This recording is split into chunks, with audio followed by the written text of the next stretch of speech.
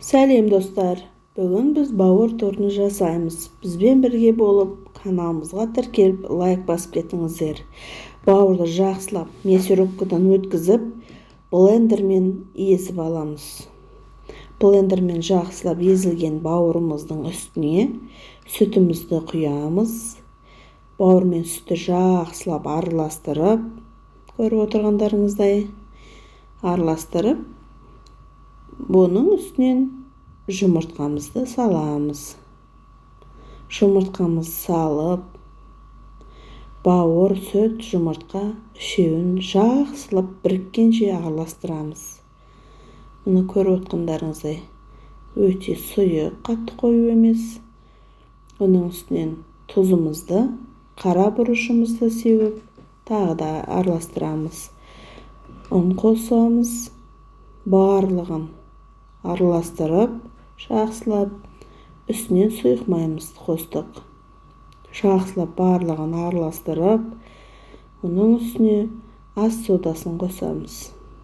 Мұны жақсылап араластырып, көріп отқандарыңыздай қатты қою болмау керек. Мұны қызып тұрған табада блины сияқты қып, құйып, пісіріп аламыз. Мұны көріп отқандарыңыздай дайын болды. Енді начинкасына, салмасына пиязды майдалап турап, майға ары-бері қуырамыз. Оның үстіне үккіштен өткізілген сәбізімізді салып, жақсылап екеуін араластырып қуырып аламыз. Жақпасына чесногымызды майдалап турап, немесе үккіштен өткізіп, қалауларыңызша майонезді қосып, чеснок пен майонезді жақсылап араластырып, жақпасын дайындаймыз. Мына жақпасы дайын болды. Мына тортымызды қойып, арасына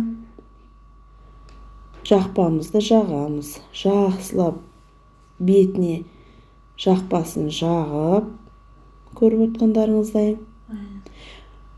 үстіне салмасын, сәбіз бен пияздың дайындалған қуырылып, салмасын салып, жақсылап орналастырамыз. Міне көріп отқандарыңыздай, бірінің үстіне қойып, жақпасын жағып, міне жақпасын жаққан екен, салмасын да салып, бірінің үстіне бірін орналастырып дайындаймыз. Міне біздің бауыр тортымыз дайын. Бізбен болғандарыңызға рахмет.